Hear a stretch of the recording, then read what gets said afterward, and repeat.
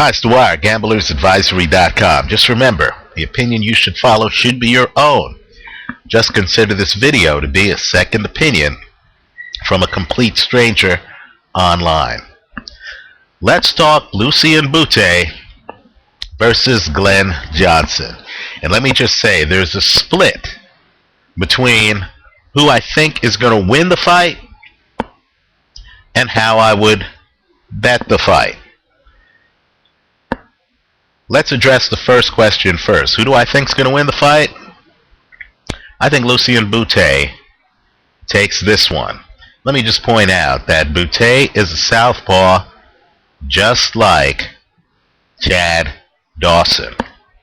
These two, Bute and Johnson, have sparred 96 rounds. Right? What that means is that they have sparred the equivalent of 8 12-round fights. Now, it's interesting that after they did all that sparring, Glen Johnson then faced Chad Dawson.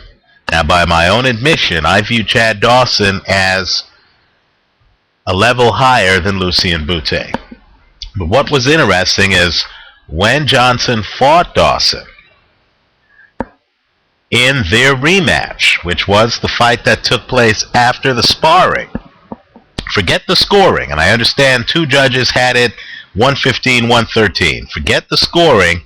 Look at the actual fight. Chad Dawson dominated the match. It wasn't close.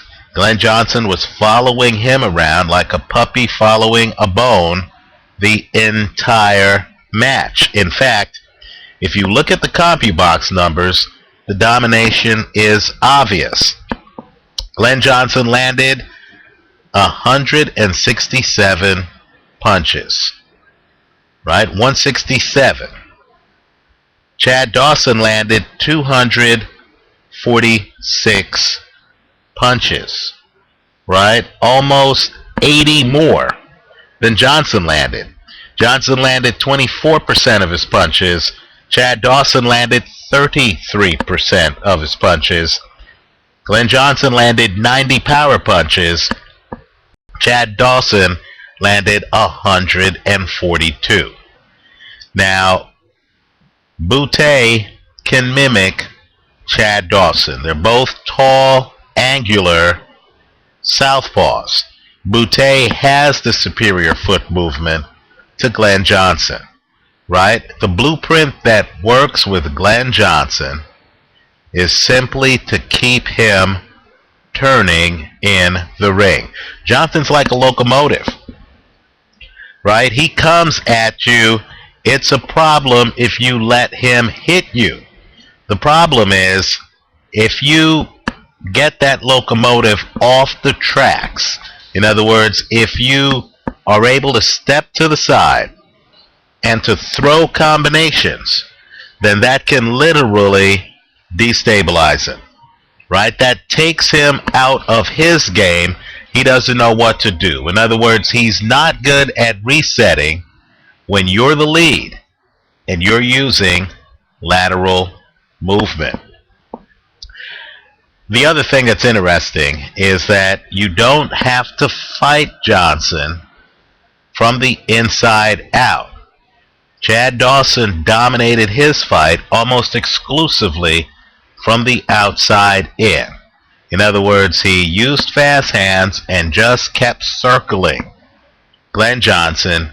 Johnson, quite frankly, didn't know what to do. If Bute sticks and moves behind a jab and circles Johnson and takes the lead, I think he will neutralize Glen Johnson. Keep in mind, the Johnson-Dawson numbers are a bit jarring because Johnson is a volume puncher. So if Johnson is getting out-volumed, there's not much left. So I don't think Bute is going to be silly enough to just stand in front of the train and get run over. What he's going to do is he's going to see the train entering the station, then he's going to step to the side. As Johnson steps to the side, He's going to find himself hit with a combination. Then Bute's going to step further to the side. Both of these guys are gentlemen. I thought it was significant that Lucian Bute, before Johnson fought Carl Froch, was asked who would win that fight. And he actually predicted that Carl Froch would. Right? I think if you think it through too, Johnson's style is the kind of style that is jarring when you first encounter it. That's exactly the kind of style that would get watered down through 96 rounds of sparring.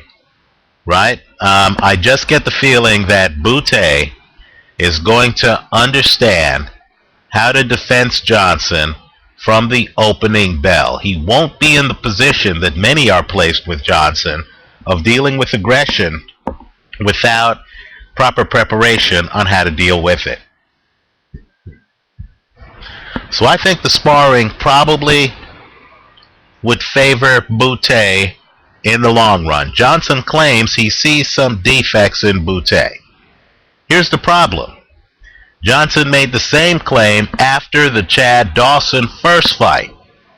He then sparred 96 rounds with Bute, went into the second fight, and even though the scoring was closer, I'm just here to tell you, in my opinion, Johnson got dominated by a wider margin than he did the first fight. So I'm expecting Lucian Bute to win this fight on his back foot. Johnson, very hard to knock out. So talk about how to bet the fight. Even though I believe Bute wins the fight, the casino is giving me 5-1 odds. Right? 5-1 odds on Glen Johnson to win. And my motto is always pay attention to the leverage. They're giving you big leverage. Right? You're not going to get wealthy taking Lucian Bute straight up to win this fight. Right?